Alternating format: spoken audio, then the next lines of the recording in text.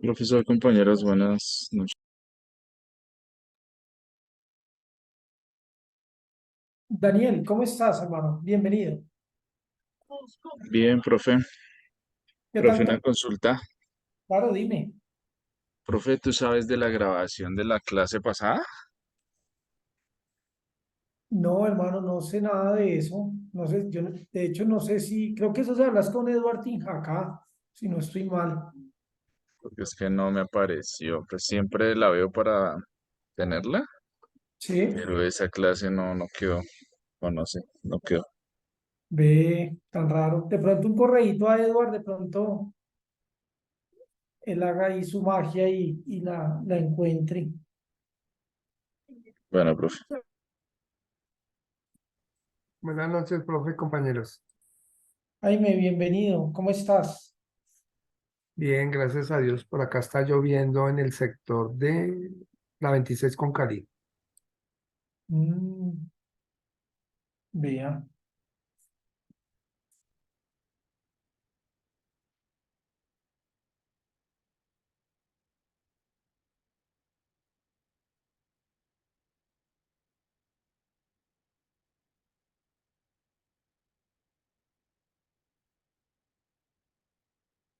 Bueno, bienvenidos. ¿Cómo están todos? Juan, Josué, Adrián, Amparo, María José. ¿Cómo Hola, están? profe, buenas noches. Buenas noches, profe. Buenas noches, compañeros. Buenas noches, profe. ¿Cómo va todo? ¿Listos para el fin de semana? ¿Para descansar o para más trabajo? Para más trabajo. Para más videos, profe. Qué bueno, qué bueno. Bueno, vamos entonces a dar, bueno, creo que falta Mercedes y Mercedes es quien inicia la sesión de hoy.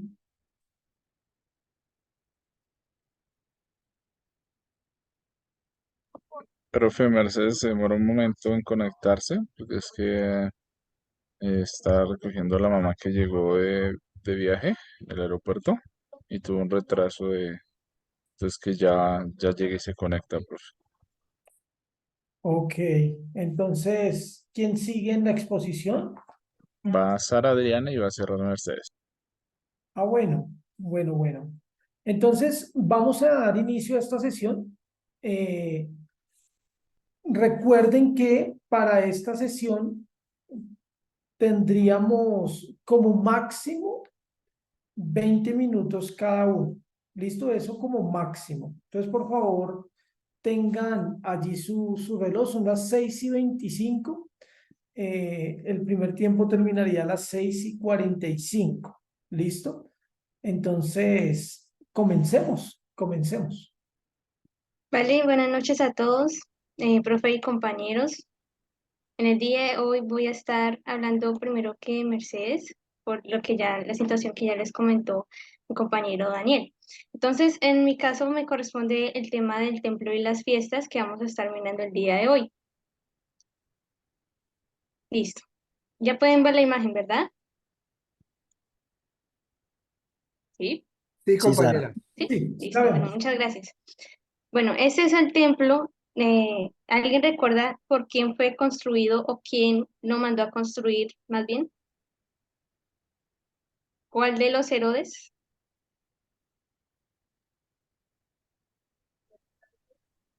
¿Nadie?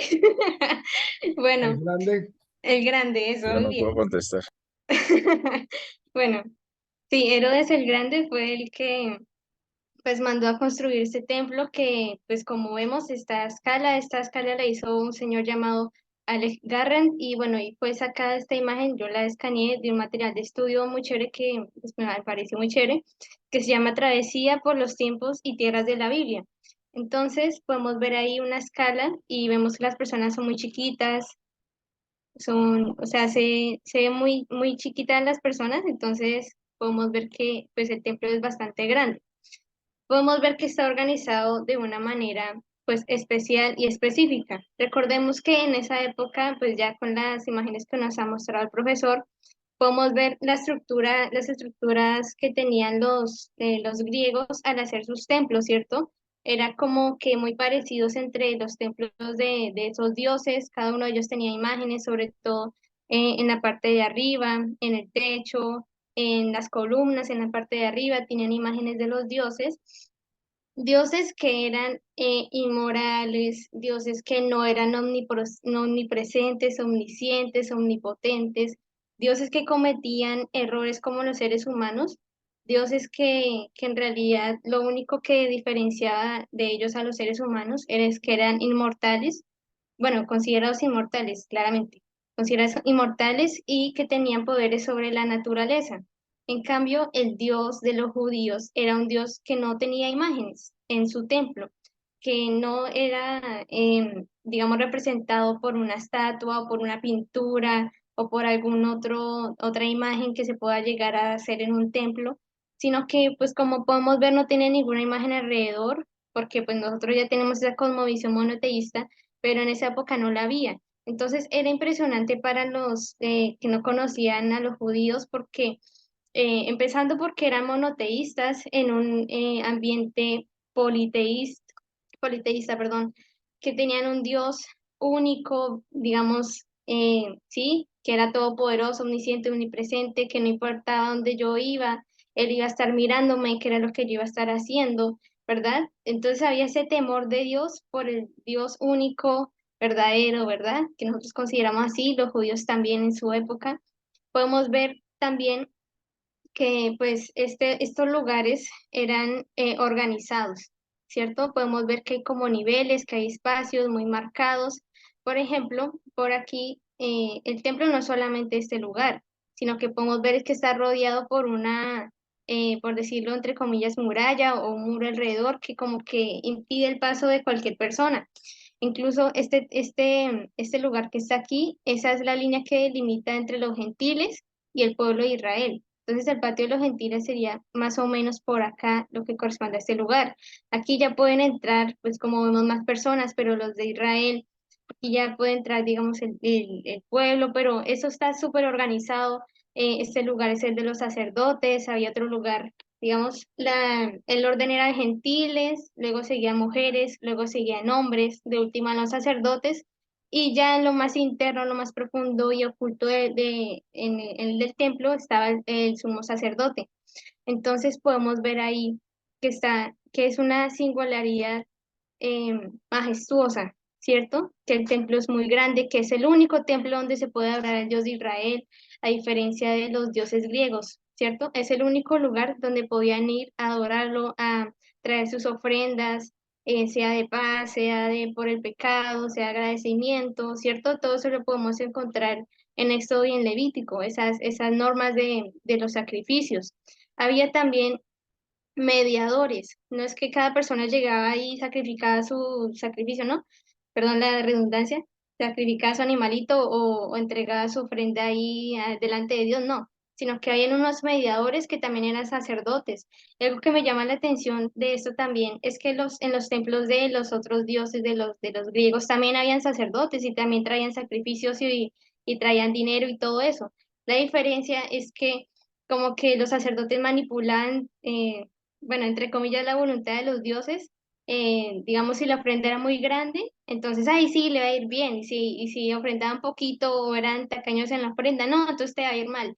En cambio, digamos que era un dios, esos eran dioses manipulables, entre comillas, que veían la ofrenda más bonita, entonces sí le iba bien a la persona.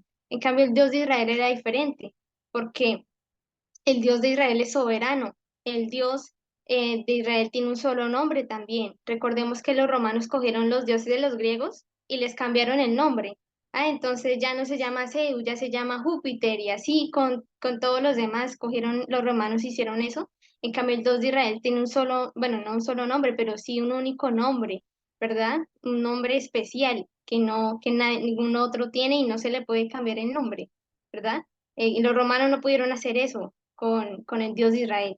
Podemos ver esas jerarquías que hay también entre los sacerdotes. El más alto es el sumo sacerdote, después siguen los sacerdotes, digamos, normales, y después siguen los levitas, que eran los ayudantes. Podemos ver que los sacrificios se hacían todos los días también. Los sacrificios no eran, digamos, ay, allá cada mes, no. Se hacían sacrificios todos los días, en las mañanas, en las tardes, sacrificios que representaban también esa comunión con Dios. Dios no era un Dios que estaba lejano, Dios no era un Dios que estaba por allá, quién sabe dónde estará Dios, no, es que es un Dios que está presente y está mirando todos los días las ofrendas que le traen a Él.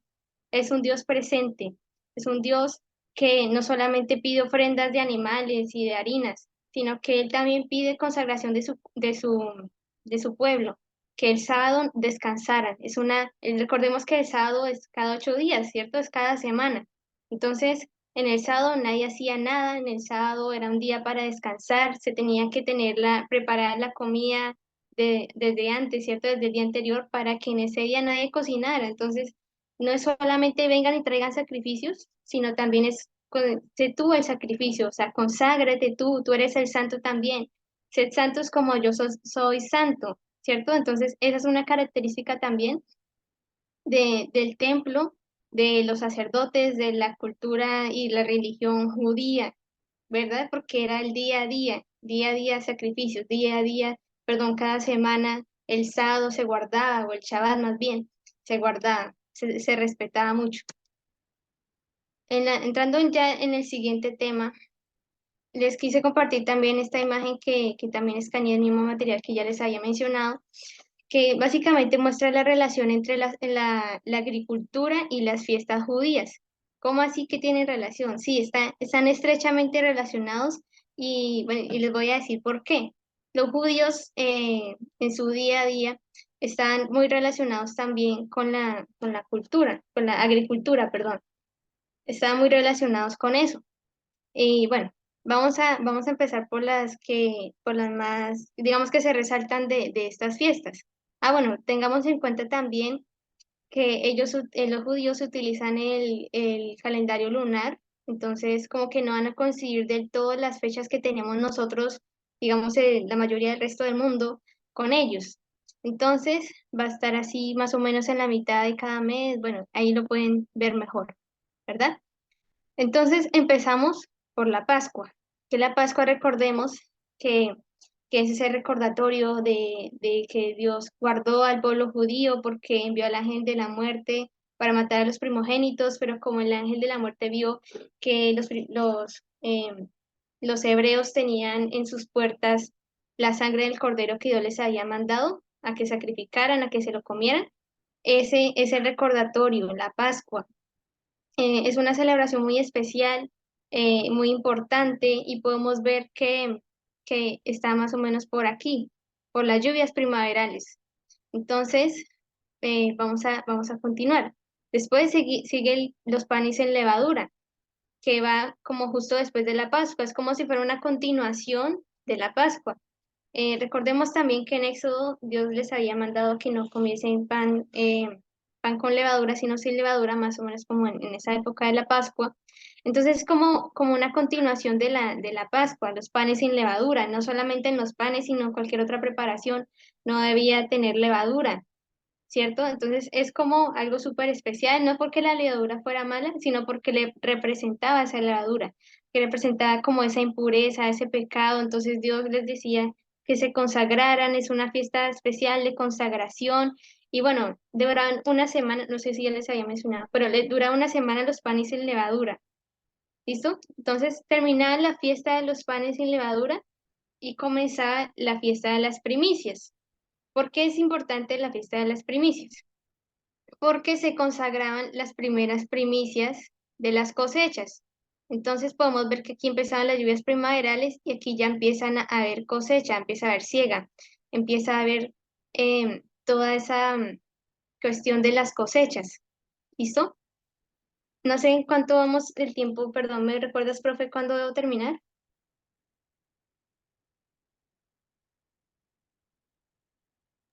A las y 45 y son las y 36. Listo, profe. Gracias. Muchas gracias. Entonces, en la fiesta de las primicias se consagraban las primeras cosechas de los judíos, que era más o menos en esta época, ¿verdad? En el mes 16 de Nisan. Todas estas fiestas se hacían en el mes de Nisan, que es más o menos marzo, abril, en la primavera. Entonces, como 7 semanas después, estaba la fiesta de Pentecostés, que ya es más como más cercana a nosotros, digamos, del Nuevo Testamento, como que nos acordamos más de ese día. Pero ese día básicamente era de alegría, de festejo, de gozo, porque se celebraba que ya habían, empezaban, ya habían cogido la cosecha, ya habían recogido todo esto de acá, las primeras cosechas. Entonces la primicia era traer la primera cosecha a Dios, pero el Pentecostés era celebrar que sí, que en efecto habían surgido esas cosechas que pues habían sembrado hace mucho tiempo. Entonces en Pentecostés se celebraba, venían, digamos, los judíos que estaban en otros lugares, venían a Jerusalén también, y pues ahí podemos ver también en el relato de Hechos que, que habían personas que hablaban diferentes idiomas. Entonces es interesante porque habían judíos viviendo en otros lugares que tuvieron que aprender ese idioma, pero venían a Jerusalén a compartir, a, a celebrar, ¿cierto? Ese día de Pentecostés, ese día tan especial.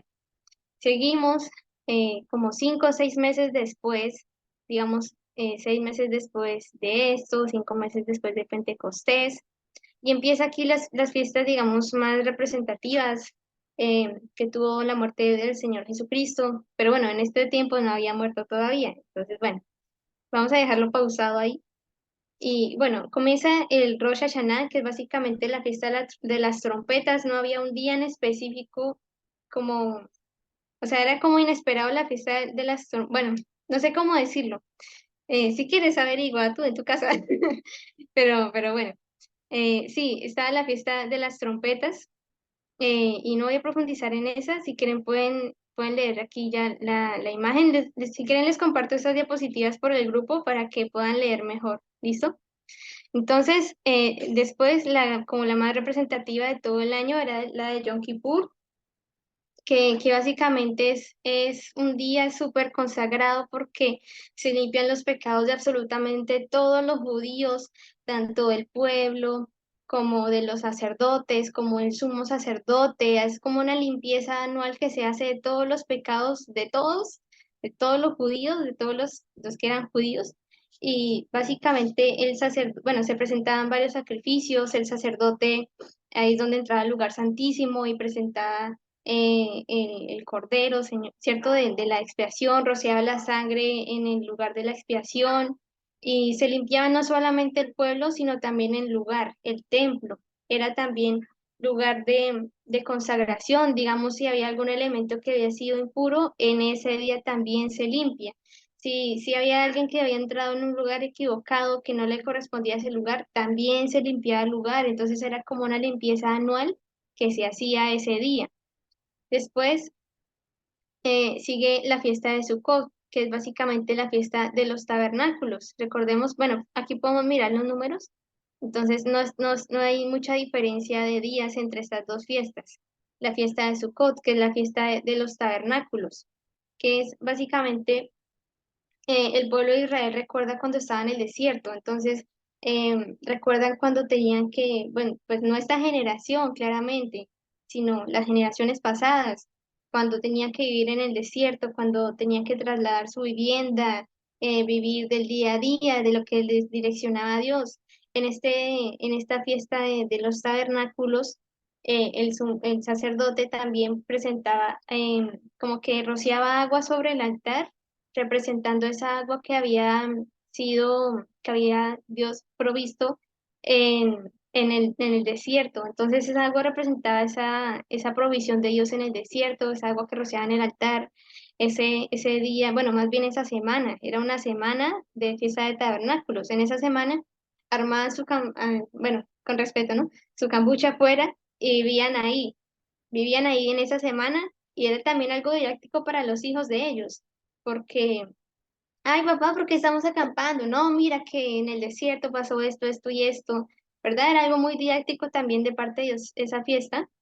Y bueno, era también de celebración por las cosechas que ya habían terminado. Entonces podemos ver aquí las cosechas. Este es el tiempo de cosecha, este es el tiempo de siembra, de crecimiento.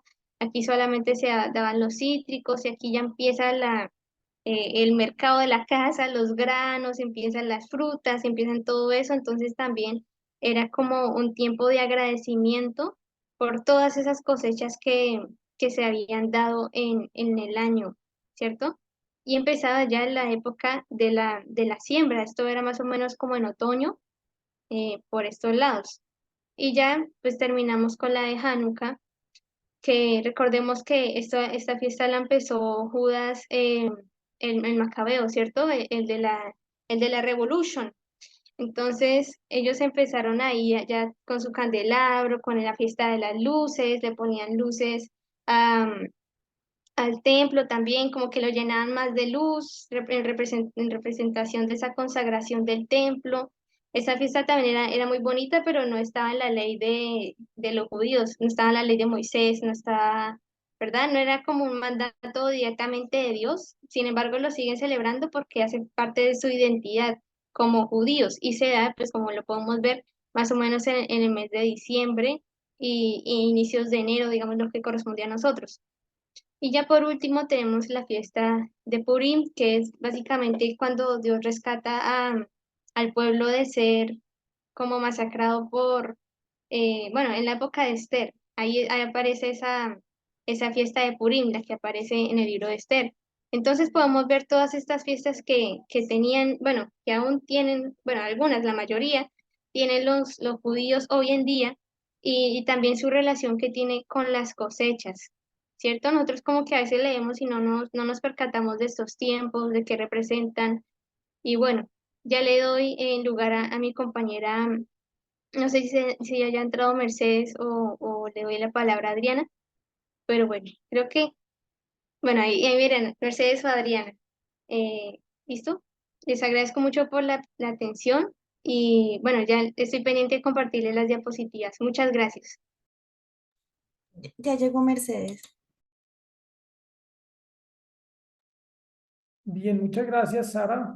Continuamos entonces con Mercedes o con Adriana, cualquiera. Buenas noches, profe. ¿Cómo estás conmigo? Sí, sí, aparece, no sé, ahora no aparezco en la pantalla. Profe, lo que pasa es que tengo un problemita con la cámara. Voy a pedir excusas, no sé qué pasó, porque hace un minuto salía. Entonces Ya, te pido excusas, profe. Ay, Dios mío. Voy a está tratar de bien. resolverlo. Igual ahí te ves en la cámara y se ve la diapositiva. Ok, listo. Bueno, entonces vamos a continuar con el entorno pues del Nuevo Testamento en lo que tiene que ver con la Palestina romana.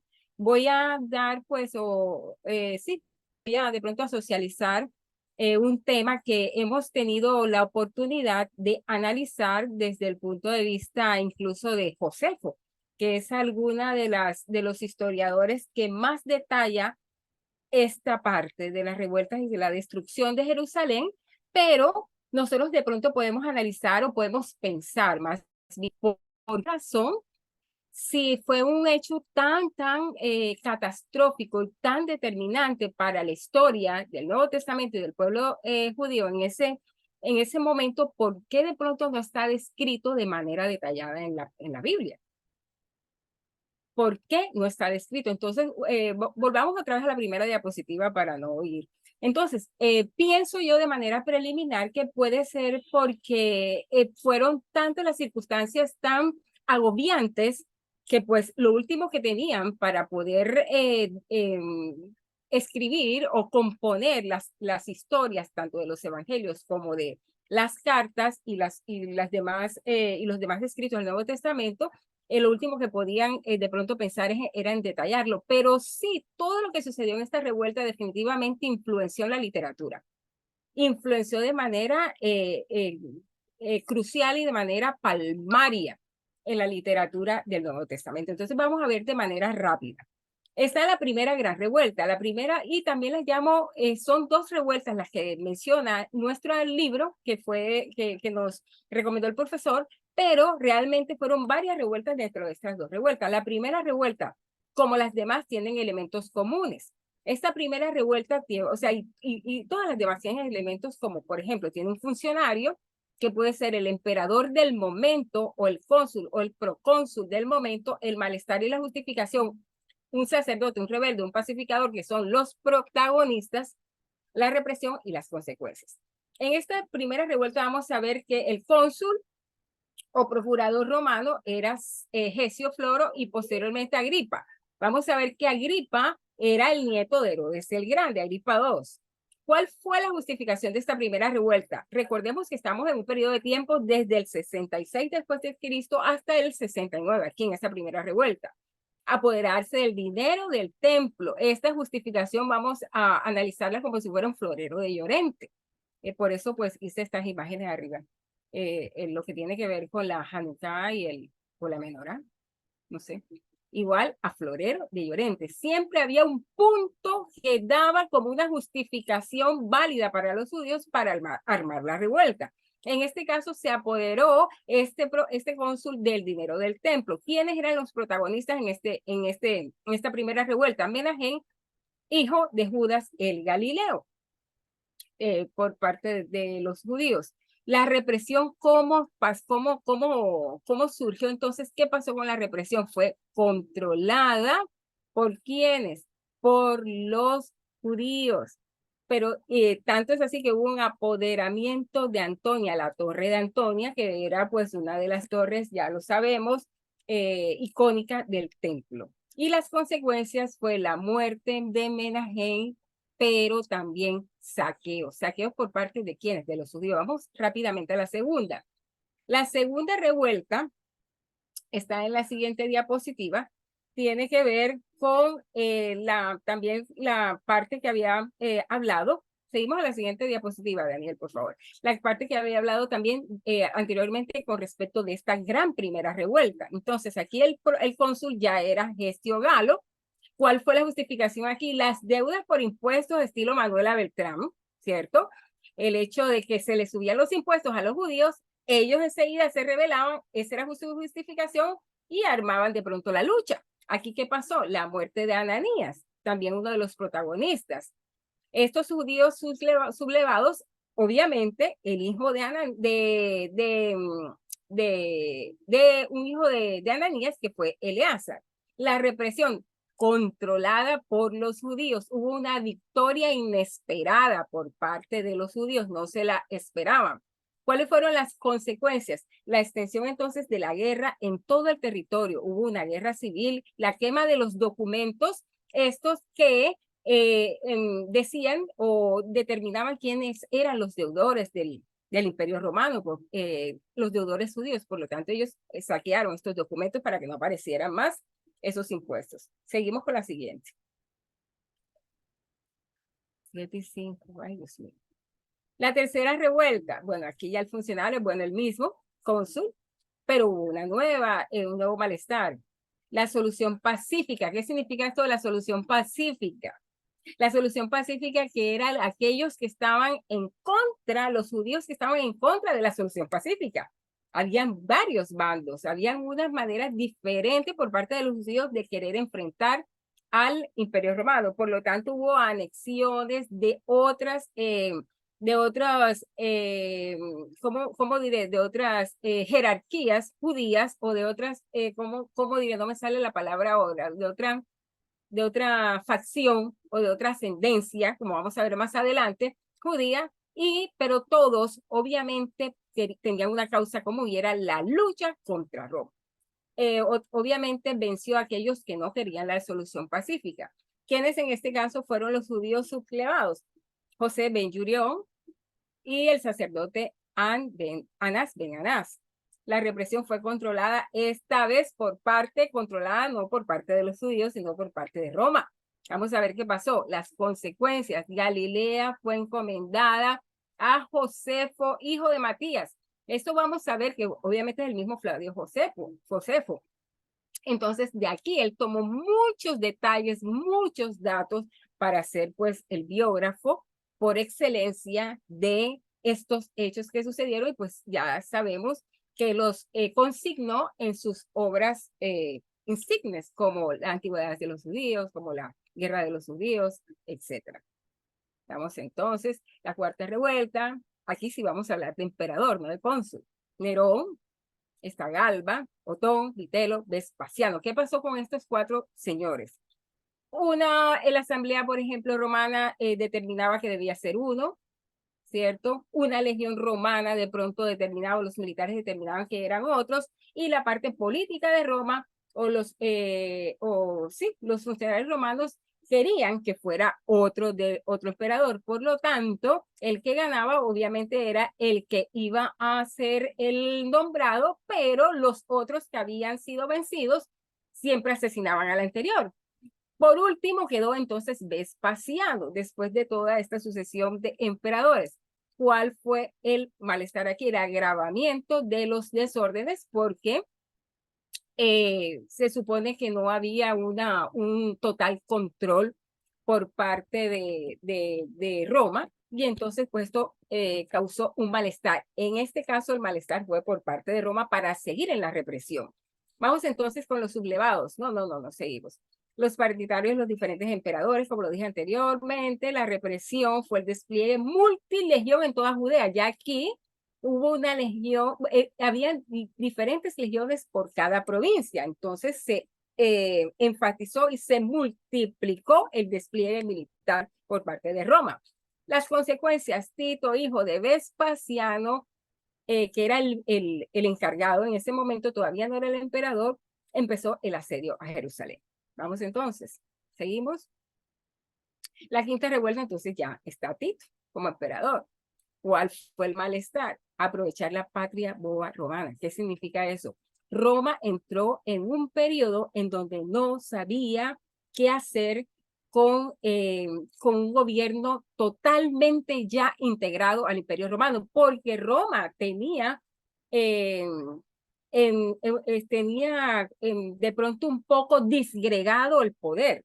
Por ejemplo, el poder religioso no lo tenía totalmente controlado, ni ciertas provincias. Entonces, cuando ya Tito pudo asediar a Jerusalén y pudo controlarla, no sabían qué hacer con tanta provincia todavía descontroladas. Entonces, por eso lo llamé como una especie de patria boba. Y eso tuvo su consecuencia. Los judíos se sublevaron, hubo sí luchas internas, hubo 3 facciones judías. Ellos, de verdad que fue la lucha más sangrienta, y al punto que, como vamos a ver posteriormente, bueno, aquí hubo la vinculación de los idumeos. Recordemos que estos eran los descendientes de los edomitas. Sigamos entonces para saber entonces esta parte sangrienta por parte de Tito. Entonces, como los judíos estaban totalmente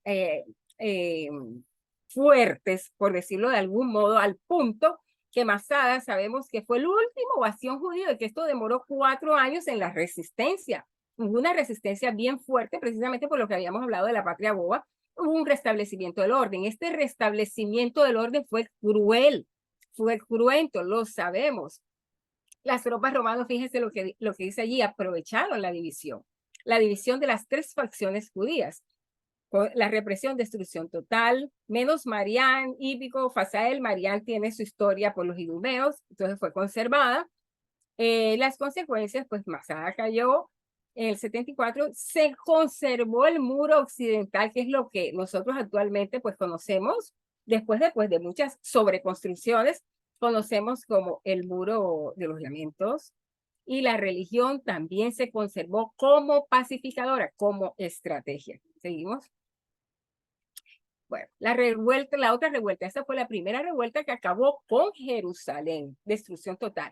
Ahora viene la revuelta de Bar Jodba, o el fin de Judea, romanización de Jerusalén. Fíjense que saltamos de un periodo del año 70 al 130, de 70 al 130 hubo una aparente pues romanización, pues ya todo estaba totalmente controlado, y entonces esta revuelta es totalmente diferente en su naturaleza a la anterior. La anterior es revolucionaria, es política. Esta es reivindicando este sentimiento mesiánico. Vamos a ver. ¿Qué pasó? Adriano, ya es el emperador, nombró a Jerusalén como la Aelia Capitolia, al punto que sobre las ruinas, como dice ahí en la diapositiva, del templo de Jerusalén, se edificó un templo dedicado a Júpiter Capitolio. se acuñaron monedas romanas con este nuevo nombre. Vamos a ver que pues esto tiene se puede ver, se puede observar pues en el Nuevo Testamento todo lo que tiene que ver con, no solamente con los impuestos, sino con las monedas que estaban, por ejemplo, la cara impresa del emperador de turno. Entonces vamos a ver cómo la política monetaria en el imperio definitivamente era muy importante. Vamos a seguir. Viene la sexta, bueno, esta es la sexta revuelta, ¿sí? El emperador es Adriano, el malestar y justificación, la romanización de Jerusalén y la prohibición de las costumbres judías. Los sublevados judíos eran Simón bar Cosiba, hijo de la estrella, que se supone que era lo que significaba en arameo Cosba o Cosiba, y el rabí Akiva, que pues creo que Sara, o no sé si Adriana, va a exponer un poco sobre eso, que pues era un rabino muy importante en algunos de los concilios como el de Yamnia. Represión, judeización. 3 años después que Roma retomó el poder, prohibió la entrada a los judíos. Aquí definitivamente comenzó la famosa diáspora que se terminó en 1947. Las consecuencias, la Palestina se llamó, victorias parciales, está bien, victorias parciales por parte de los judíos. Por eso pensaban que Simón Cosba o Bar Cosba o Bar Cosiba era el Mesías. Posteriormente, cuando ya pues él fue depuesto en sus banderas, le llamaron Simón de la Mentira porque pues los defraudó y como digo allí, comienza la diáspora. Vamos a seguir. Bueno, ya el nacimiento del judaísmo rabínico, dentro de todos estos procuradores, vamos a ver que pues la esencia del culto se mantenía, la esencia de Jerusalén también, la interpretación de la ley era diferente en las facciones judías. Por ejemplo, sabemos que pues la resurrección para algunos era totalmente inválida, ¿cierto? El choque de civilizaciones entre Roma y los judíos, por ejemplo, que ustedes y yo sabemos que había prohibición de la adoración de las imágenes y había una pureza ritual. Sin embargo, Roma, en actos provocadores, pues construía sus grandes edificaciones con imágenes, ¿cierto? Las luces y las sombras. Floreció, como les había comentado, la literatura apocalíptica, que ya venía desarrollándose, pero en este momento floreció. Las autoproclamas, ese es un punto positivo, ¿sí? Por un punto negativo, las autoproclamaciones mesiánicas y los falsos profetas. La falta de legitimidad y crisis del sacerdocio y el surgimiento de personajes como Juan el Bautista. O sea, aquí el libro parece que se retrotrae pues al periodo de Juan el Bautista. Sin embargo, la secuencia en las páginas es como si fuera después del año 130. Entonces pensé yo, pues puede ser la composición del libro, no el momento en que se sucedieron los hechos de Juan el Bautista. ¿Seguimos? Conclusiones. Pues las conclusiones tenemos, no veo, no se puede ampliar para ver. Las conclusiones, ya de pronto retomando un poco lo que tiene que ver con la composición del Nuevo Testamento, cómo todos estos hechos que he referido en cuanto a las guerras de los judíos, ¿cierto? Como le dice Josefo, cómo de verdad pueden traducirse de manera clara en las lecturas que nosotros hacemos a diario o en los textos del Nuevo Testamento. Primero, las guerras y revueltas precedieron en forma inmediata a la composición de las cartas paulinas y de algunos evangelios. Precedieron en forma inmediata. Segundo, se afincó con ello el ideal mesiánico que contribuyó a su vez a afincar a exaltar la idea de Jesús como el verdadero Mesías. O sea, lejos de desvirtuar la idea de Jesús como el Mesías, todos estos hechos que sucedieron, incluso sí, con mayor razón, lo que tiene que ver con el ideal mesiánico del año 130, referido pues en la diapositiva anterior, lo que hizo fue decir, hombre, sí, el ideal de aquel Jesús, como decían algunas cartas extrabíblicas, alguna evidencia externa que se encontró aquel Jesús, incluso como dice algún texto del libro de Josefo, definitivamente era el Mesías, porque subsistió, a diferencia de todos estos personajes que se suscitaron en este periodo, como les había dicho Simón, el falso Mesías, etcétera, y otros tantos. Por último, textos como Marcos 13, del 1 al 2, piedra sobre piedra.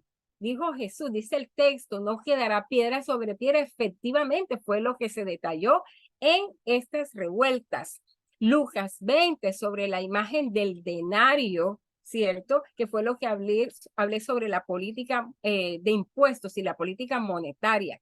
Lucas 11:17, sobre la casa dividida que no puede subsistir, una casa dividida contra sí misma, dice el texto, y esto fue lo que se reflejó en la división de los judíos. Los romanos aprovecharon esa división y por eso no subsistió Jerusalén como en ese momento. Entonces, realmente estamos hablando de algo que no está detallado de manera específica, pero sí impactó en la escritura del Nuevo Testamento y de manera clara, diáfana, como se ve aquí. Dan cuenta del contexto histórico, cultural, geográfico de la Palestina romana. Y por último, hay algo que pues no está en las diapositivas, creí ponerla, pero pues no la puse, no sé. Dice, la destitución de Pilato, o sea, Pilato lo destituyeron al final de su carrera, porque ordenó una matanza de manera injustificada cuando, pues, en alguna de las revueltas de los judíos, y realmente eso desde el punto de vista del derecho romano tiene completa constatación, y es la violación a una ley que se llama lesa majestas, o lesa majestad, y era la destitución o la investigación disciplinaria que se hacía a los procuradores romanos o a los funcionarios romanos cuando quiera que cometían hechos en el ejercicio de sus funciones que iban en contra de la dignidad o de la buena fama del Imperio Romano. Entonces, esa es la gran conclusión que puedo dar, que a pesar de que las revueltas no fueron detalladas estrictamente en su orden o de manera historiográfica, en el Nuevo Testamento sí tiene total impacto en la forma como se escribió, de algunos textos dan evidencia de ello. Bueno, pues gracias. Eso es. Bien, muchas gracias, Mercedes. Continuamos entonces con Adriana. Listo, profe, gracias. Bueno, ya voy a presentar pantalla.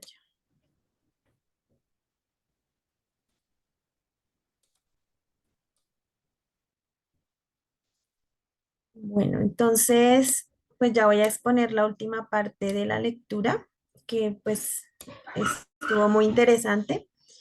Entonces, bueno, después de todas estas situaciones dramáticas en el año 70 y de la destrucción de Jerusalén y todo, pues ya eh, tuvieron que cambiar las cosas de una manera pues especial porque ya no tenían ellos como su templo ni la forma de seguir haciendo sus cultos, los cultos y todo lo que nos estaba enseñando Sarita. Entonces, bueno, hay un lugar que se llama Yabne.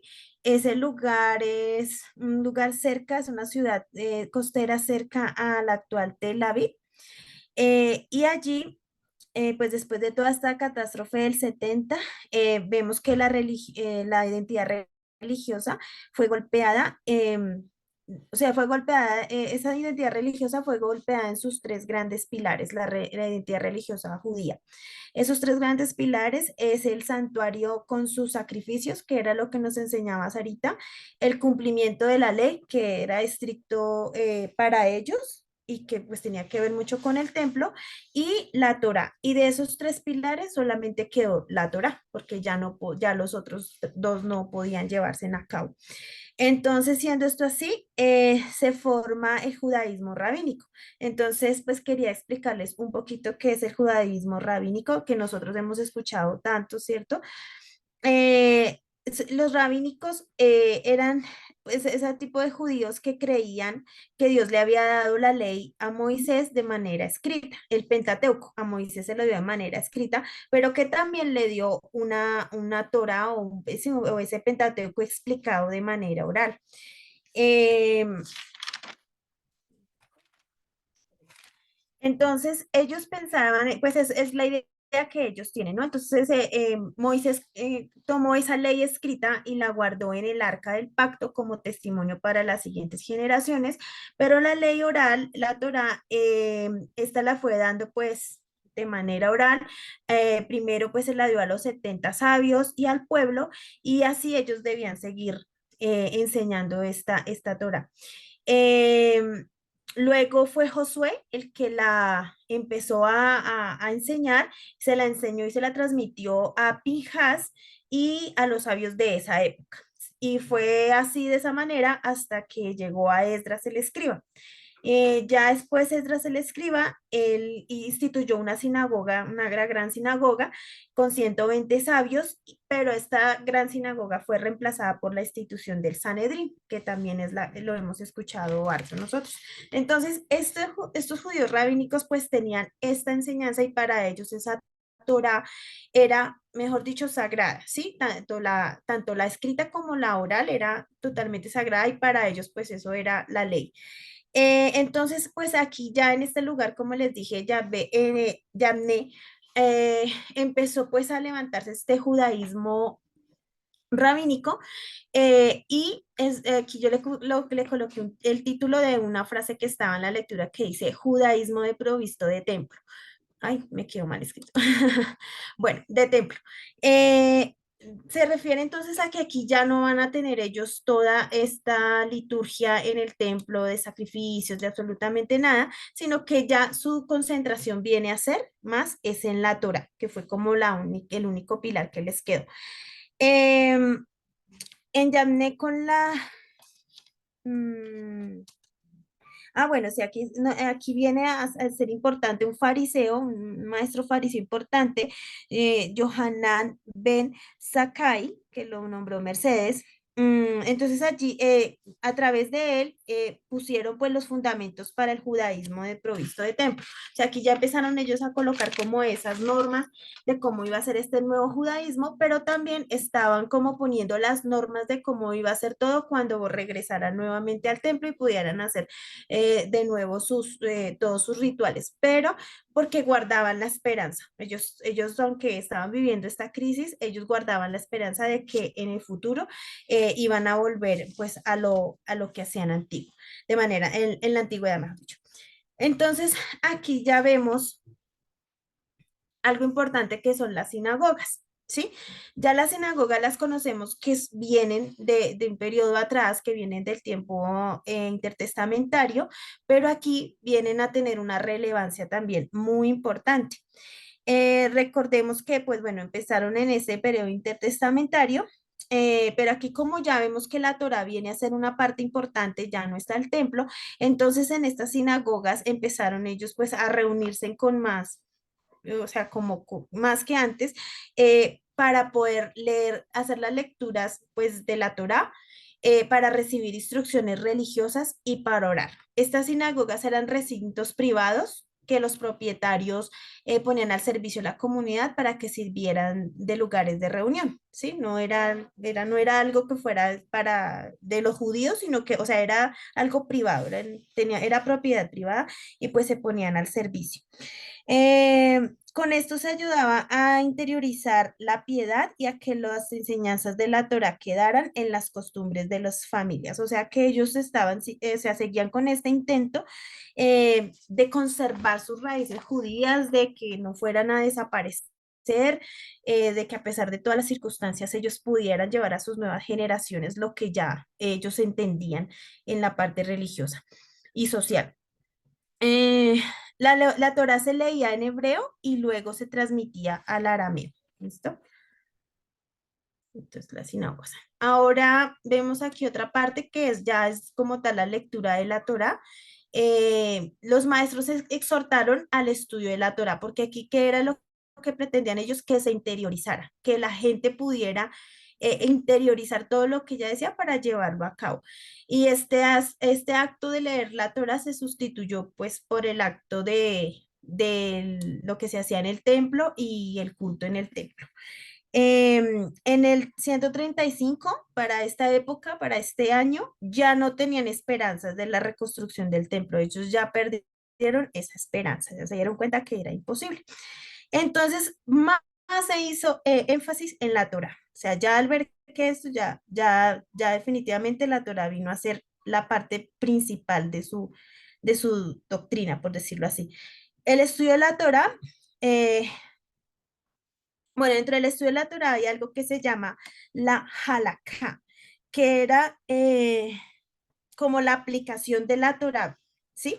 Era la aplicación de la Torá y pues ellos la escribían. Al no haber templo, al no haber sacrificios, al no haber toda la liturgia, entonces la elaboración de esta halakha vino a ser la parte más importante, o sea, vinieron ellos como a entregarle su tiempo y su dedicación a la escritura de este documento. Eh, Vemos aquí cómo las sinagogas entonces impulsaron la importancia de la Torá. Listo. La Torá oral, como ya lo había mencionado antes para los rabinos era tan importante,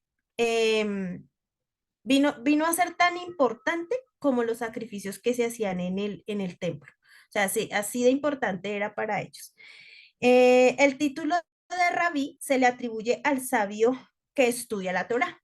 Entonces, no cualquiera podía ser rabí. Para ser rabí debía ser una persona que había estudiado en la academia o que había sido enseñado, instruido o formado por un maestro reconocido y de prestigio.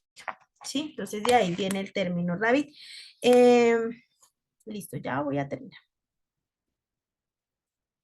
Luego sucedió otra cosa, aparte de lo que ya, de la implementación de la Torá, como la hemos visto, que fue la exclusión de los judio-cristianos. Y no solo de los judio-cristianos, sino de todos aquellos que no tuvieran esa idea rabínica, o sea, que no fueran de acuerdo a su manera de interpretar la Torá. Entonces, bueno, eh, solo quienes acataban estas normas de la explicación que ellos le daban a la Torá podían ser integrados a su comunidad judía.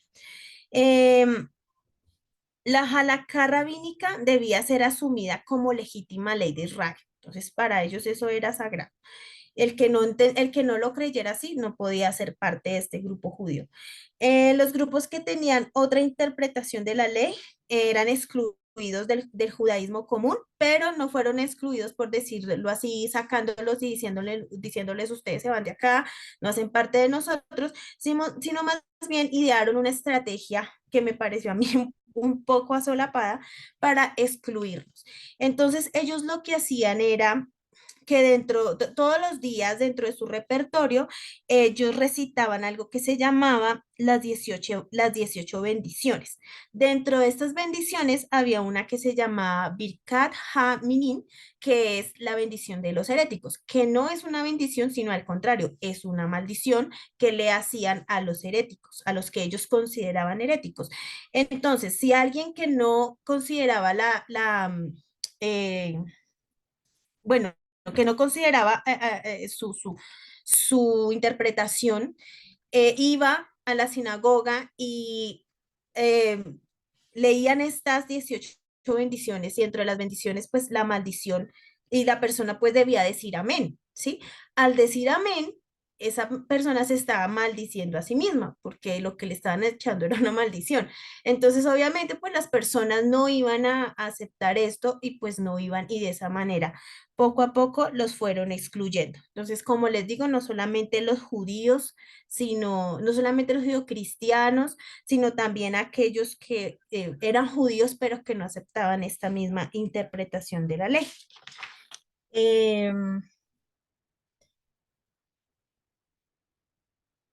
Listo, entonces aquí ya los sabios entonces se las ingeniaron para relegar a los grupos disidentes de la nueva etapa de la reestructuración social y religiosa. Listo, profe. Entonces terminamos nuestra exposición.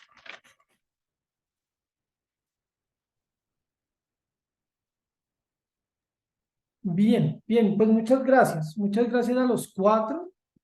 Eh, Quisiera preguntar si ustedes tienen algunas preguntas que generen la discusión para sus compañeros. Recuerden que sus compañeros también hicieron la lectura de este texto. Entonces, no sé si quieren fomentar también alguna dinámica de discusión eh, junto, sí, como con todos. Ujú. Y si los compañeros también tienen alguna pregunta particular para el grupo, para el grupo. Ujú. Adriana, Sí, siguen profe. Bueno, teniendo la pues esta palabra, lectura. siguen teniendo la palabra ustedes. ¿Listo? Listo, profe, gracias. Pues bueno, a través de esta lectura nos damos cuenta, digamos, al principio vemos como todo este sufrimiento que vino para el pueblo judío porque querían quitarle, ¿sí? Como su identidad y que ellos prácticamente dejaran de existir como judíos, con su mente, con todo lo que pues ellos toda la vida habían vivido con estos, como yo los nombré ahorita, estos pilares en cuanto a su religión y a su parte social y todo. Y pues es muy duro ver cómo hubo tanta violencia, cómo fueron tanto contra ellos, pero ellos, sin embargo, persistían en seguir con sus costumbres, en no dejar que nada los destruyera, ¿sí? También ellos tuvieron, pues en parte algunos, no todos, pero algunos, vemos algunos grupos que fueron violentos también e intentaron a través de la violencia mantener sus costumbres, pero pues no les fue posible a la final, finalmente su templo no lo pudieron seguir conservando. Y pues al principio de la lectura uno ve esto y pues uno dice qué injusticia, qué dolor, ellos son unos duros, ellos persistieron en esto, pero ya después, al final, cuando lograron reestructurarse, lograron pues hacer las cosas sin la necesidad, pues sin el templo, ya vemos de parte de ellos también, ya estos judíos rabínicos, vemos también una parte de ellos que no, a mí no me pareció pues correcta, porque ya desecharon a los demás. Pienso que ya esto fue algo muy excluyente. em, y pues no sé si alguien quiera debatir esta parte. Sí, ya digamos en su sed o en su necesidad de mantenerse en sus posturas radicales, ya no le dieron apertura a nadie más. Entonces, pues no sé si alguien quiera debatir esta parte. Gracias, profe.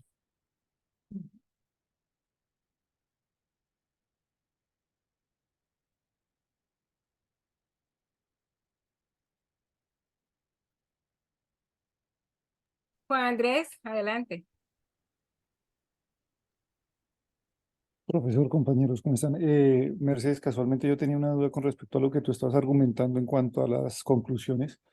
Tú estabas diciendo que las guerras argumentaban las cartas paulinas. En ese sentido, yo sí quisiera de pronto que me explicaras o me ampliaras un poquito en qué te basas o cómo se argumentan por qué se argumentaron las cartas paulinas con base en la exposición que tú hiciste del tema, porque la verdad no me quedó claro ese tema. Ok, no es argumentar, sino que tiene un impacto en alguna forma en la escritura subyacente de las cartas paulinas, por decirle de alguna forma, que constituyen el Nuevo Testamento, no de manera específica. ¿Por qué? Porque normalmente cuando se está hablando del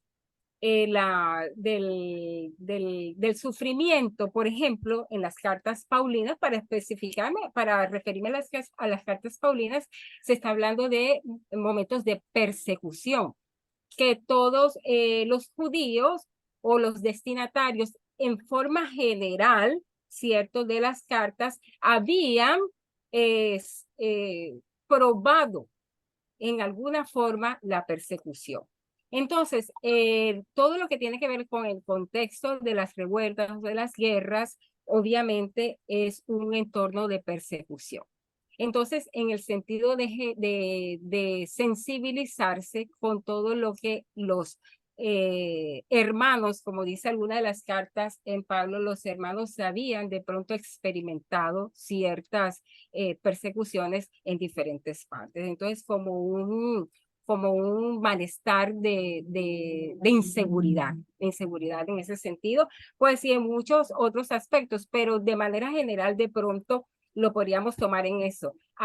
No específicamente, incluso como te dije al principio, de las cartas paulinas, sino de las cartas paulinas como textos que forman parte del Nuevo Testamento. O sea, para no decir evangelio solamente, sino que el evangelio, las cartas paulinas y también dije en forma general toda la escritura del Nuevo Testamento, hasta incluso Apocalipsis, que es lo que nosotros podemos ver que tiene más reflejo directo de todo esto, de toda esta persecución que vivieron en este entorno de emperador judíos, o sea, lo que tiene que ver con las revueltas. No sé. Pues bueno, sí, pues digamos que entiendo el argumento que me das, pero pues de todas maneras sí difiero bastante porque considero que las cartas paulinas eran, pues como tal, cartas, epístolas que iban dirigidas específicamente a una población con una condición específica y con un argumento específico. De hecho, hay cartas que son específicas para una persona, entonces en ese sentido no podemos pensar que una situación anterior haya sido lo que genera el argumento de la carta, o por lo menos a mí me pone a pensar que no podría serlo, o no debería ser ese argumento. Por eso, en la conclusión que tú pones, me genera la pregunta y pues digamos que entiendo la posición, pero pues la difiero. Ok, no la genera, pues no había comentado eso de que no había dicho exactamente que genera la carta, obviamente que no la genera, pero sí nosotros podemos ver ciertos elementos que pueden ser relacionados con todo lo que había vivido el pueblo judío como identidad, pero no que obviamente que es la causa eficiente o la causa número uno de la escritura de las cartas en específico. No sé si pues alguno de los compañeros tiene algo que decir con respecto a este punto o el profesor.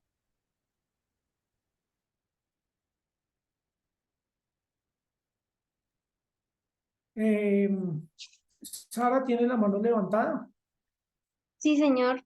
Pues con respecto a este tema, estoy de acuerdo en parte con lo que dice el compañero Juan Andrés y en parte también con lo que dice Mercedes, porque digamos que el compañero Juan Andrés habla sobre todo del contenido de las cartas, del contenido de los libros o de los escritos del Nuevo Testamento, tiene que ver con eso. Claro, tiene un asunto, tiene unos destinatarios, un autor que tenía una intención y todo eso, y lo que se refiere Mercedes, de pronto lo interpreto yo, es que habla es como del contexto en el cual fueron escritas esas cartas, contexto que no puede ser evitado al momento de ser enviadas, al momento de ser transportadas, al momento de ser leídas, ¿cierto? Un contexto, digamos, lleno de guerras, de revueltas, lleno de contexto que pues acabó de exponer mi compañera Mercedes. Entonces podemos ver también ahí lo que el profesor nos decía en la clase pasada o antepasada, bueno, no recuerdo bien, que los textos apocalípticos hablaban de los imperios, eran unos escritos políticos. Entonces, por eso de pronto Mercedes da ese espacio para decir, ese contexto también tiene que ver mucho con la carta, porque está ahí también en cierta manera influenciando no bueno, los remitentes, no, cierto, el contenido doctrinal de la carta, pero sí ese contexto exterior o esa influencia exterior que se vivía en ese momento. Remota. Ujú, ujú. Bien, bien, muy bien, muy bien. Eh, de alguna manera, pues los evangelios y todo el Nuevo Testamento acontece en un contexto y en un marco imperialista, ¿no? Frente la literatura, de alguna manera, del Nuevo Testamento responde a muchas cuestiones políticas, sociales, culturales del Imperio Romano. No solo que responda, sino que también el Nuevo Testamento usa muchas imágenes incluso para hablar de manera religiosa a circunstancias particulares también, ¿sí? Entonces, en ese sentido, podríamos decir que la relación entre los escritos del Nuevo Testamento y las circunstancias imperialistas están estrechamente ligadas al punto que no se pueden dividir. Está completamente unido. Cuando Pablo, por ejemplo, hace ilustraciones militares, es obvio que está pensando en el imperio. Cuando Pablo habla de la sujeción al imperio, al gobernador, al emperador, pues tiene en mente obviamente todo esto, ¿no? Incluso Pablo también habla de una venida de Cristo, pero esa venida de Cristo no le llega como revelación caída del cielo, sino que Pablo tiene en mente cuestiones políticas también de cómo eran las parucías imperialistas en ese contexto, cómo llegaba el emperador y cómo se puede comprender la llegada de Jesús vista desde un punto político, ¿sí? Es interesante que Pablo por allá en Tesalonicenses va a hablar de la parucía, y de hecho habla también de la venida de Cristo y de cómo nosotros vamos a ser arrebatados. Todo eso nosotros a veces lo interpretamos de una manera muy teológica, pero esto tiene implicaciones más políticas de cómo eran las parucías de los emperadores, a tal punto que nosotros teológicamente nos imaginamos que vamos a irnos por allá en una nube y armamos todo un sistema teológico donde somos raptados y luego pasan 7 años y luego... Pero la pregunta es si Pablo realmente tenía eso en mente o está pensando de otra forma, un poco más contextual al Imperio Romano, ¿sí? Otro ejemplo es el término evangelio. El evangelio no es un término propiamente cristiano. El evangelio es un término político. El evangelio no se lo inventó Pablo. No fue el primero que lo usó. Ya era un término que se usaba en Roma, ¿sí? De hecho, al inicio del Imperio Romano, cuando Octaviano derrota precisamente a su enemigo y forma la paz, eso se forman las buenas nuevas y llega a considerarse incluso el nacimiento de Octaviano, que después era considerado también una deidad, como las buenas nuevas del Imperio Romano, ¿sí? Es decir, el Evangelio ya existía, pero en el orden del emperador. Ahora aplica para Jesús. Ahora ya lo que hacen los autores del Nuevo Testamento es cristianizar el término y decir que la buena nueva no es ningún Octaviano, sino es Jesús como tal. Bueno, de eso hay muchos ejemplos de cómo el Nuevo Testamento acontece precisamente en el marco de un contexto imperialista que obviamente es indivisible, inseparable, no es imposible separarlo porque pues ahí es donde surge toda esta literatura. Ujú.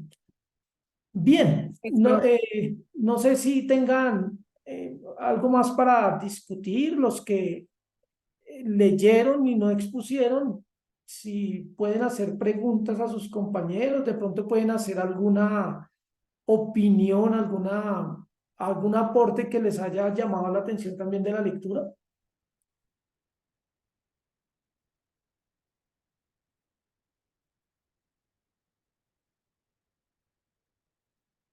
Profe, Y, eh, bueno, lo que a mí me llamó la atención en cuanto a al fin de los judíos, así por decir, de las revueltas que se ha presentado en aquellos tiempos, ¿no?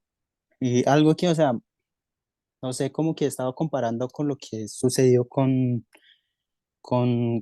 es que se llama? Este alemán, el Adolfo Hitler, ¿no? O sea, este personaje pues intentó pues eliminar la raza judía, ¿no? Y eso es como una comparación que yo estaba como viendo que, o sea, qué tan fuerte lo que ha pasado la comunidad judía o sea, hasta llegar a tal punto donde casi perdieron todo lo que ellos tenían, casi hasta terminar con la cultura, así por decirlo. Y esto es lo que pasó en varios momentos o épocas. Y la verdad que, o sea, eso es muy impactante y, y no solamente, o sea, con solamente, o sea, así por decir, y les impusieron la cultura también, pues, por los dioses, ¿no? Así por decirlo. Esto es uno de los puntos muy fuertes que se podría ver en la historia, ¿no? Que cómo, o sea, la comunidad pagana ha intentado como imponer la cultura o la religión hacia hacia una cultura que es de Dios, así por decirlo, ¿no? Eso no quiere decir que los judíos todos eran creyentes, así por Dios, así por decir, ¿no? Pero, o sea, ver cómo, o sea, ellos, los romanos y todos estos personajes o emperadores que se presentaron, intentaron como de acabar con lo que se había presentado como la cultura judía, ¿no? Entonces, pues, o sea, no sé si esto sería como igual, pero yo creo que se estaba como comparando con lo que sucedió después en Alemania con Hitler, ¿no? Entonces, eso es como una comparación que al leer, pues yo estaba haciendo como que me llamó la atención de este punto, ¿no? Ujú, ujú. Gracias, gracias, Iván. Sí. Wilson. Bueno, buenas noches, profesor, buenas noches, compañeros. Bueno, es interesante ver algo y es que en esa época confluyen digamos que confluyen todos los intereses que presentaron los compañeros, es decir, un interés político, militar, un interés religioso, un interés social también de los judíos.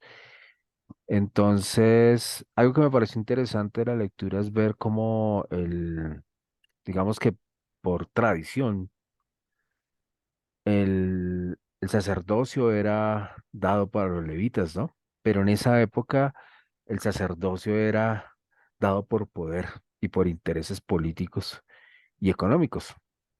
El que más pudiera recoger impuestos, el que más ayudara a, a Roma en este caso, eh, era el que también asumía ese rol de sumo sacerdote. Y también, por ejemplo, la figura de Herodes, que es muy interesante ver cómo él fue hasta Roma para poder obtener un reinado, llamémoslo así, eh, a pesar de que los judíos consideraban reyes solamente a los que provenían de la descendencia de David, ¿no? Entonces, es bien interesante cómo confluyen esos elementos eh, en esa época. También yo lo asociaba a lo que, por ejemplo, mencionaba Mercedes con relación a lo de Pablo. También yo lo relacionaba con lo siguiente, y es que en los evangelios, bueno, los evangelios sobre todo Mateo 24, Lucas 14, 13, cuando hablan de los señales del fin, ¿sí? Y que el Señor habla de se levantarán muchos Cristos. A veces nosotros lo relacionamos con con esta fecha, lo relacionamos con el fin, ¿no? Lo relacionamos, ahí nosotros en el siglo XXI, pero démonos cuenta que en el siglo primero ya se estaban presentando falsos cristos, ya estaban presentando falsos mesías, esos hombres que levantan esa revuelta son considerados mesías y es por eso que el pueblo los apoya y es por eso que el pueblo se subleva, ¿no? Frente a un imperio como el romano, pensando que iban a obtener la victoria, considerando que iban a obtener esa victoria porque pues estaban con el Mesías. Entonces debemos ver que las profecías, por ejemplo, bíblicas, se empiezan a cumplir directamente, o esas señales del fin se empiezan a cumplir directamente prácticamente desde la muerte del Señor Jesús, desde la resurrección. Y no necesariamente tenemos que verlas como un fenómeno escatológico del siglo XXI, sí, porque a veces nosotros asociamos todo al siglo XXI, ay, se están levantando falsos profetas, ay, temblores, ay, el que esté en la azotea huya, y de pronto no se entiende que que realmente eso aplicaba también para las personas que estaban en esa Judea del siglo I. Gracias, Wilson. Muchas gracias, hermano. No sé si alguien tiene algo para responderle a Wilson o generar la discusión.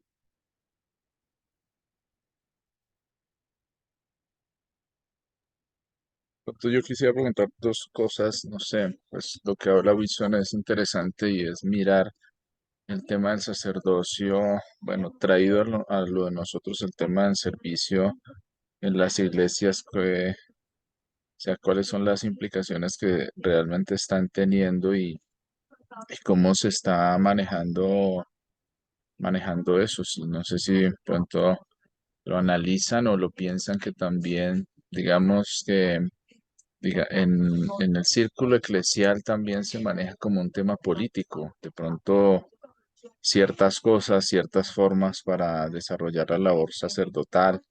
Y no sé eso qué tanto desde su perspectiva vean que afecta realmente la vocación ministerial. Si eso de pronto tal vez la trunca o si eso de pronto permite que pueda mantenerse esa labor ministerial a lo largo del tiempo, si eso es beneficioso o no. ¿Qué opinan los que expusieron?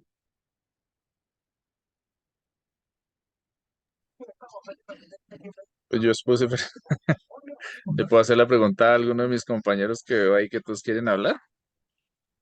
Por lo menos quisiera escuchar a Pablo, que él es siempre así todo, con buenas opiniones.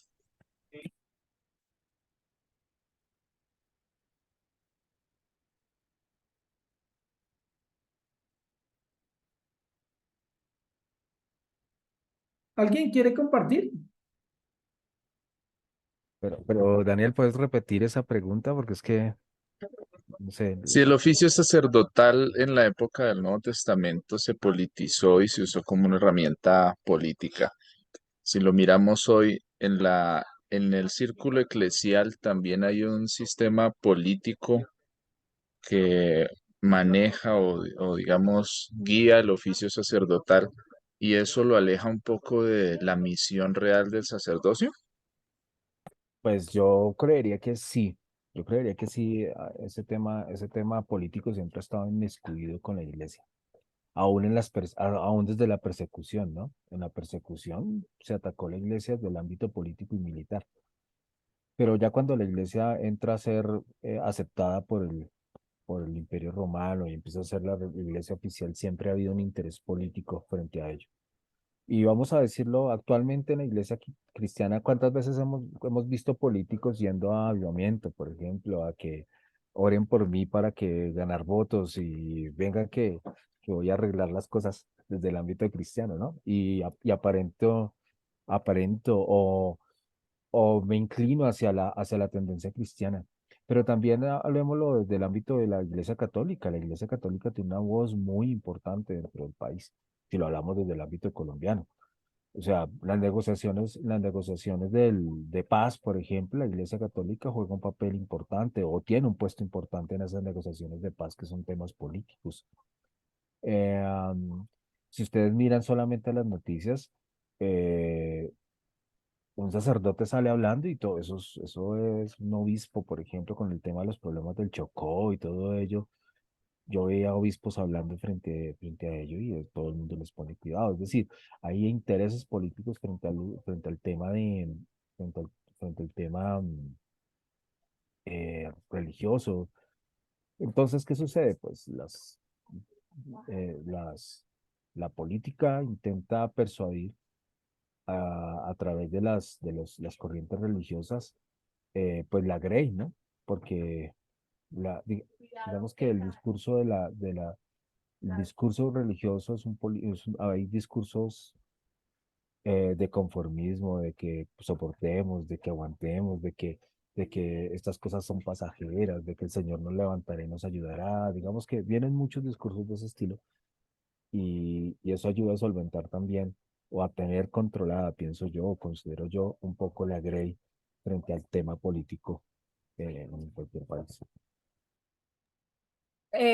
Daniel, ¿dónde estás? Me perdiste. Ah, estás tú, Adriana. Qué pena. Dale. Sí, bueno, respecto a eso, digamos, sí, claro que tiene, pero más que de pronto uno decir de que la iglesia legal político venga, le presto el púlpito y desde aquí usted hace campaña, que pues en lo personal a mí no me parece correcto. También está en cuanto a si el pastor o el predicador, su predicación la acopla a lo que diga el político, ¿sí? O sea, ya, si no solamente está haciendo campaña, sino que también estamos usando o se está usando de pronto la, la, la, la oratoria bíblica acomodada a lo que, a las ideologías del político. Creo que ahí sí, grave, o sea, ahí sí pienso que la iglesia que haga eso está incurriendo en un error como el que se incurrió en lo que vimos en la lectura. Gracias. Y perdón, yo entro, yo sé que hay unos turnos, pero perdón, yo entro porque algo que me hiciste acordar, Adriana, es lo siguiente. Por ejemplo, la postura de la iglesia hace 3 o 4 años frente al tema del sí y el no.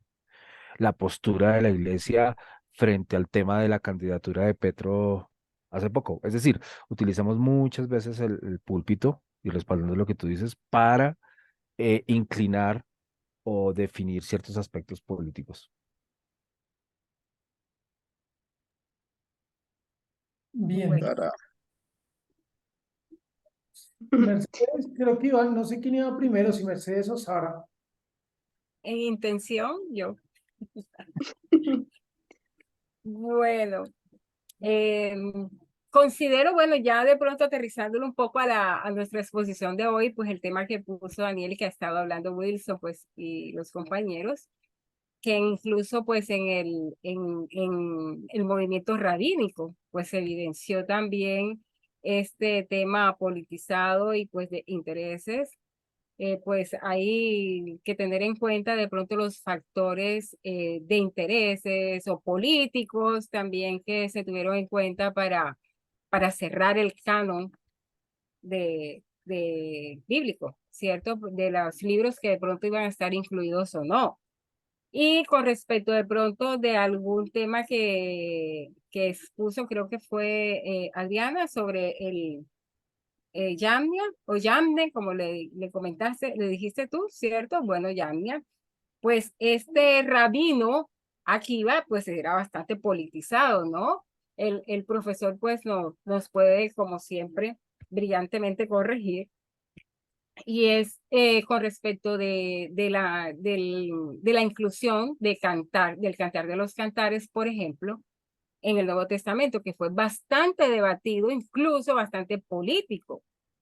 Y pues la forma como se tomaban las decisiones, pues eran igualmente políticas. Pues dice algún texto, algún documento, pues que para poder incluir el cantar de los cantares definitivamente tuvieron en cuenta fue la opinión de este Akiva.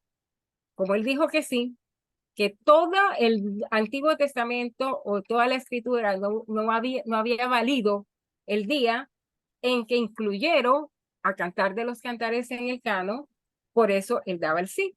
Entonces toda la asamblea de rabinos y de estos señores que eran los que tenían la última palabra para decir si sí o si no, pues debido a esa opinión política de este hombre, decidieron incluir el cantar de los cantares. Pues hay algún sector también de la doctrina que dice que en ese mismo sentido fue que fueron incluidos, independientemente de todas las características que tenían que tener los libros canónicos, tenían estas características políticas para poder estar incluidos en el canon. Entonces, bueno, eso para evidenciar de pronto también la politización también en esta parte del sector rabínico. Gracias, Mercedes. Muchas gracias. Sara. Sí, bueno, ya, listo. Bueno, muchas gracias. Sí, tiene que ver también con el tema que planteó Daniel, y es que yo creo que nosotros como cristianos estamos volviendo a, bueno, a eso ya ha pasado hace muchísimo tiempo, que como que hemos vuelto al templo del que lo estaba mencionando en la exposición, de que tiene un altar, de que tiene un lugar, que unos sí pueden entrar allí, que otros sí no se pueden subir al altar, que otros sí, que hay unos diáconos, que hay unos levitas, digámoslo así, Entonces, digamos que el templo o el lugar de reunión que tenemos nosotros, como que se vuelve a la misma santidad o a la misma consagración o por lo menos similar a lo que había en esa época. Y yo creo que también tiene que ver con el celo que algunas de nuestras iglesias tienen de no subir a un político que hable en el altar, porque el altar es sagrado, porque en el altar solamente es de adoración y de predica de la palabra y todo eso. Entonces, en lo personal no considero que sea por el hecho de que sea un altar, porque ese no es un templo, ¿sí? No nos reunimos en un templo, digamos, así tan estructurado, porque pues en la iglesia en los principios ni siquiera era un lugar, dice la palabra de Dios que el templo somos nosotros. Entonces creo que esa santización, bueno, no sé si es esa palabra, como esa santidad que ahora tenemos en el lugar, impide también que se abran otros espacios. Digámoslo así, no estoy tampoco de acuerdo con que se suba al altar, pero es algo, es una apreciación, ¿no? Ahora la pregunta es, entonces si viene un político a que yo ore por él en la iglesia, entonces no oro por el simple hecho de que es político. Esa es una pregunta que debemos plantearnos, porque si alguien quiere que yo ore por él y es un alma perdida, pues obviamente voy a orar por él, pero estamos discriminando también en ese sentido, entonces a los políticos solo por el hecho de ser políticos, entonces no oramos por ellos si piden oración. Ahora, claro, considero en lo personal que el motivo de las reuniones por las cuales nos reunimos, ¿verdad? Los cultos que hacemos o las reuniones es alabar a Dios, leer la palabra, todo eso, pero pienso que también se deben abrir otros espacios para, para escuchar también las opiniones políticas como iglesia, pues, pues cada uno bajo su conciencia, ¿verdad? Pero si se hace una reunión política en el templo o en el lugar de reunión, entonces también se está politizando la iglesia. No sé qué opinen al respecto en estos Bien, 2 minutos. tenemos 2 minutos. Yo creo que lo vamos a dejar hasta ahí para no politizar más la cosa. No, está bien que se hagan estas, digamos, analogías. Mira, yo creo que las conveniencias políticas, la mermelada, eso siempre ha existido, ¿sí? Eso no es de ahorita. Y en el tiempo de Jesús, uy, eso hubo mucho, hubo pero muchísimo, ¿no? De hecho, no solo desde la parte política, como ustedes saben que pues el imperio tiene una estructura y esa estructura pues tiene al pater patriae, que es la cabeza, que es el emperador, pero de ahí para abajo pues estaban los reyes de cada pueblo donde se iba conquistando. Y pues para llegar a ser rey, pues hay que tener mermelada, hay que llevarse bien con el emperador, hay que hacerle favores al emperador, para que el emperador también me beneficie. Y de ahí para abajo, cada ciudad pues también tenía sus procuradores, también tenía eh, sus sacerdotes. En el caso de los judíos, pues tenía su sumo sacerdote y el sumo sacerdote pues estaba untado de mermelada también. Esto era yo te hago favores, tú me haces favores, tú me das poder en tanto yo te haga. O sea, todo eso no es la realidad solo de Colombia, sino que ha sido la realidad de injusticia también en estos contextos imperialistas, ¿sí? Eh, y en lo religioso, pues claro, se ve bastante con el tema del poder en el templo, con el tema de los herodianos, con el tema de los fariseos, incluso también allí. Todo eso es una mezcla de poder que se disfraza de piedad, pero que en últimas es querer tener como gloria, tener poder, tener... Bueno, vamos a dejar hasta allí. Gracias por las exposiciones. Yo quisiera tomarme para la próxima clase por lo menos 20 minuticos para hacer una pequeña recapitulación de las implicaciones del imperialismo en el Nuevo Testamento, cómo el Nuevo Testamento evalúa el imperio romano y saber que también existen divergencias de opiniones en el Nuevo Testamento, ¿sí? Es diferente escuchar a un Pablo en Romanos 13 que escuchar un Apocalipsis, también en Apocalipsis 13, ¿sí? Uno sugiere que se sometan porque son autoridades que son puestas por Dios y el otro no teme a decir que es una bestia con varias cabezas, ¿sí? ¿Cómo poder comprender esas diferencias de opiniones incluso en el texto bíblico? Y cómo hacer una evaluación del imperialismo romano. Y también cómo hacer un recuento muy breve de, por lo menos, de la teología imperial y cómo la Biblia, me refiero al Nuevo Testamento, responde a esa teología imperial, ¿sí? De alguna manera el Nuevo Testamento, aun cuando el imperio no genera como estaba diciendo Mercedes y Juan, no generan ciertas cartas, puesto que hay circunstancias propias que las generan, sí están inmiscuidas para dar respuesta desde teologías imperiales. Los evangelios, el Apocalipsis, las cartas, todo también son escritos de resistencia, unos más que otros que responden precisamente a ello.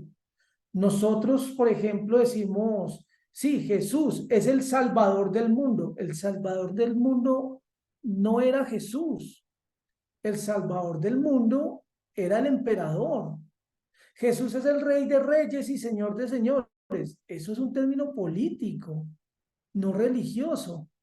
¿Sí? Jesús es el Hijo de Dios. El Hijo de Dios, eso es un término muy político. Antes ya había un Hijo de Dios, antes ya había un Soter, antes ya había un Salvador, antes ya había, sí, todos estos de alguna manera no solo son términos religiosos, sino que contrastan con las teologías imperiales que se proponen desde allí. Bueno, voy a hablar un poquito más de eso la próxima clase. Entonces, pues dejamos hasta aquí, dejamos hasta aquí. Yo les vuelvo a animar a que 2 libros de obligación en sus bibliotecas tiene que ser el de el Imperio Romano y el Nuevo Testamento, ¿sí? Voy a hacer una excepción, lo voy a subir a la plataforma, se los voy a pasar y lo voy a subir hoy en la plataforma. Es bueno que lo lean, que lo tengan. El otro libro es este, ya también se los he recomendado, Jesús y el Imperio, ¿sí?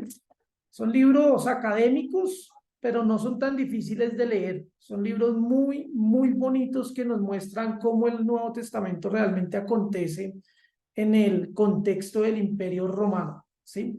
Yo creo, sinceramente, hermanos, que para entender el Nuevo Testamento debemos entender cómo funciona toda la estructura del Imperio Romano. No hay forma de entender el Nuevo Testamento bien si no nos metemos al tema del imperialismo, en este caso el Imperio Romano, ¿sí? Bueno, ustedes tienen para hoy la entrega de un trabajito hasta las 11:59 de la noche, entonces ahí lo pueden subir a la plataforma. Por favor, para la siguiente clase lean los 2 textos que tenemos sugeridos de Antonio Piñero. Son lecturas muy bonitas, muy agradables, que se va a generar una discusión bonita también. No siendo más, que pasen muy buena noche, que el Señor los bendiga. Profesor, La próxima clase. Si alguien desea Amén. quedarse para alguna pregunta, yo me puedo quedar. Los demás sí, profe. pueden A ver, salir. Amén. Chao. Profe, gracias. Laila, top, Gracias, Camilín. compañeros. Muy bien. está poderoso el Jairo. Gracias. La Hasta foto y todo ahí.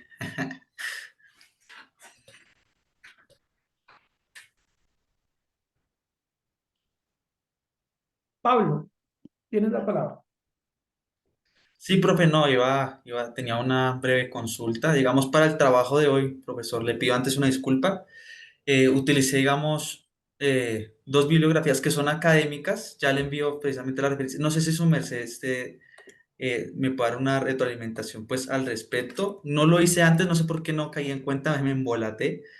Y es la siguiente, profesor. Ya la envié ahí por chat. Están en inglés. Son las siguientes. ¿Sí? Por ejemplo, está Baker Academic. pues es una respetada, ¿sí? La verdad. Esta también es de una universidad, ¿sí? Y bueno, profesor, no sé si pueda utilizar esas. Esas las cité, me llamó mucho la atención para esa parte de Primera de Corintios. Y de resto, pues me basé en dos que creo que son ambas de verbo divino, ¿sí? Sí, sí, ambas son muy buenas.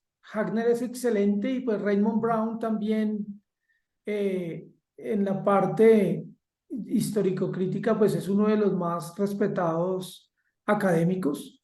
Yo les sugerí la introducción de Raymond Brown, Introducción al Nuevo Testamento. Esta está con Zohar, An Introduction to the New Testament. Eh, sí, son dos textos buenos. Sí, sí, sí. Los que quieran usar a Raymond Brown, yo lo cité también en las referencias, el texto está en español, la No. introducción al Nuevo Testamento de él, son 2 tomos y pues son muy, muy buenos. Ujú.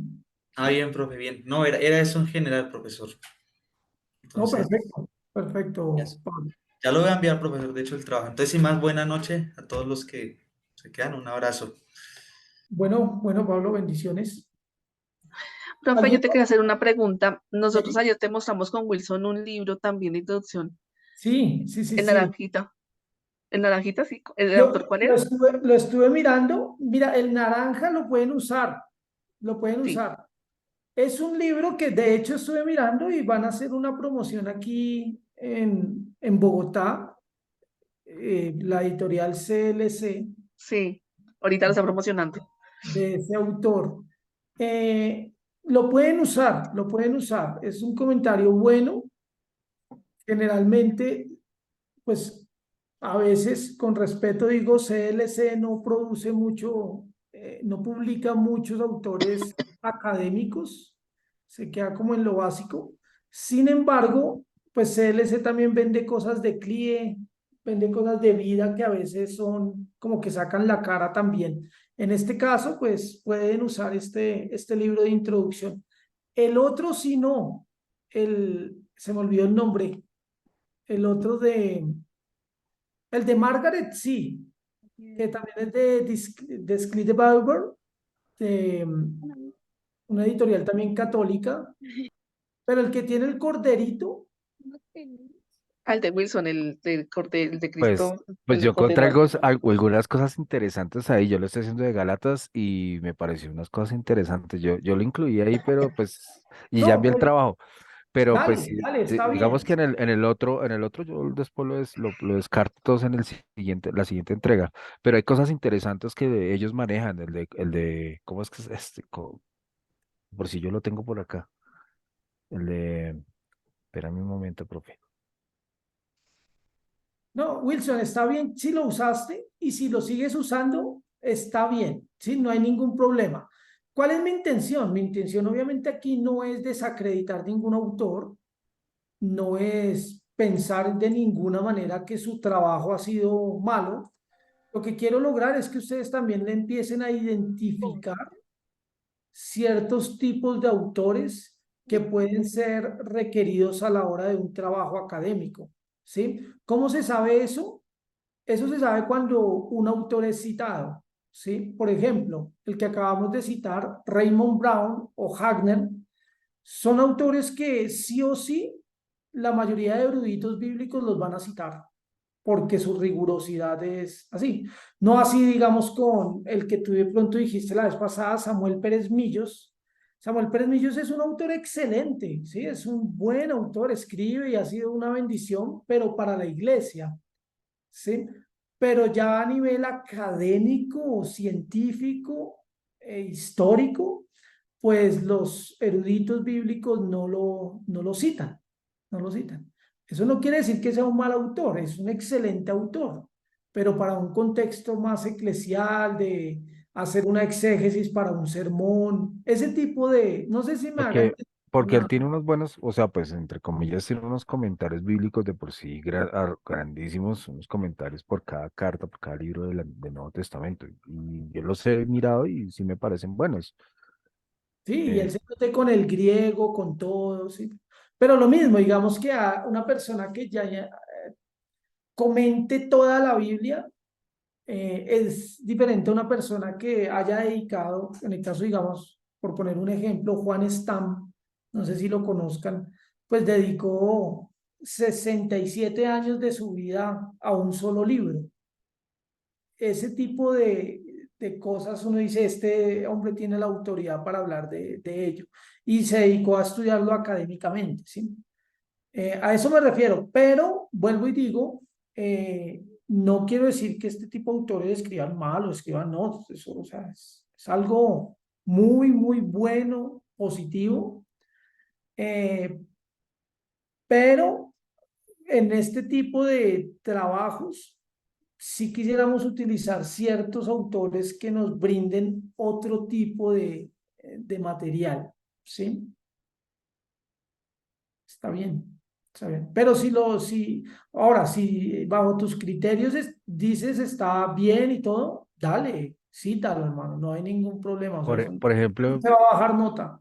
yo te voy a decir algo, o sea, en el caso que estoy haciendo en Galatas, los únicos que hablan de las teoría de Galicia del Sur y del Norte es este señor Kostenberger y Powell, porque yo miré, estoy buscando bueno, y Marshall también toca un poco eso, pero el resto no lo hablan, entonces uno dice, venga, y entonces, pero es bien interesante poder ver esos puntos de vista y, digamos, el punto de Bouga, por ejemplo, me parece interesante porque el tipo sí es muy teológico, el tipo se va directamente a los aspectos teológicos.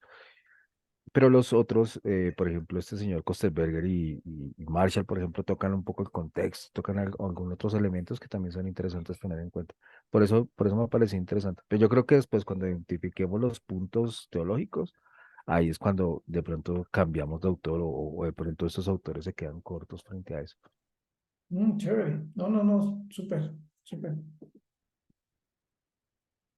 ¿Alguien más o algo más?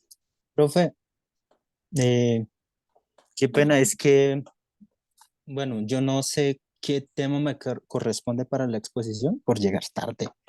En- Creo que falté en la primera semana, es por eso es que ya estaba repartido los temas y no sé cuál tema me toca. Entonces quería preguntarte eso, qué pena. Josué, yo estoy preocupado contigo. Eh, Mira que este semestre, este corte, tu participación ha sido nula. Hasta hoy te escucho tu voz y recuerda que este curso funciona es con participación, ¿vale? Ujú. Eso me Ujú. preocupa. Tu cámara también, hasta tus ausencias son muy prolongadas y tu cámara también ha sido muy, evidentemente ha estado apagada varias veces, Profe, creo que hasta hoy. eh, con respecto a la cámara, bueno, la semana pasada, pues yo reporté le envié un mensaje a Edward, pero parece que no les hizo llegar ni a alguno de los profesores. El motivo de la cámara apagada por la semana pasada fue porque me sacaron un cordal. Entonces, pues claro, obviamente tenía cara hinchada y no podría pues abrir ni tampoco participar. Y pues le envié el mensaje, pero parece que no fue comunicado a los profesores, ¿no? Entonces, pues no sé si ahí sí estoy grave, ¿no? No, pues grave, grave no. Pero te animo a que en las discusiones que se generen en la clase entres a participar un poco más, ¿vale? Ok, Te animo a eso para que, para que puedas subir un poco. Recuerda que esto no es la única nota, la participación no es la única nota, pero sí es la más grande, es la más grande. Pero igual queda todavía el parcial, el video, las exposiciones.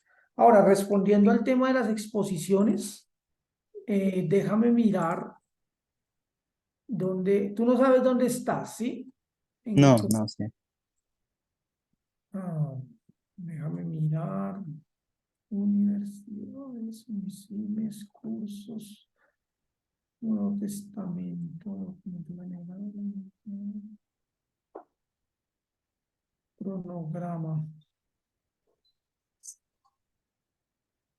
Bueno, los primeros pues ya pasaron. En los segundos es Pablo, Santiago, Lidia, Jaime. Los otros son Nelly, Sebastián, Carol, Wilson. Los otros son aquí, si quieres tomarle una foto, espérate, comparto pantalla y tú le tomas una foto para que mires cuándo te toca. Mira, es acá está, Josué Nolavita. ¿Listo? Vas a exponer Ok, el 14 y 17 de noviembre.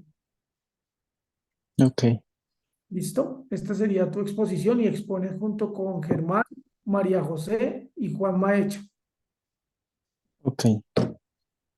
Ujú. ¿Tienes alguna otra pregunta, Josué? Pues, bueno, el trabajo es que yo escogí, no sé si, creo que está bien. Yo escogí el libro de Primera de Tesalonicenses, ¿no? Pero de que tenía como duda, no sé si también era todos los libros o sea, escoger cualquiera de los libros del Nuevo Testamento o Sí, es así. hasta, ¿sí? Ah, ok. Coger Ah, bueno, cualquiera, solo ok, uno. Digamos que si escogiste Primera de Tesalonicenses, está súper bien, súper bien. sí. Ah, bueno, sí, solamente eran esas dos preguntas porque ya estaba preocupado por la exposición. Dale, y recuerda que cuando tengas alguna pregunta acerca de qué tienes que hacer con algún trabajo, tienes que mirar el sílabus Ujú. y allí está toda la explicación en la parte de metodología. ¿Listo? Ok, profe. Bueno, gracias, profe. Bueno, José, Dios te bendiga. Bueno, Bendiciones. amén. Chao, Germán, que estés bien.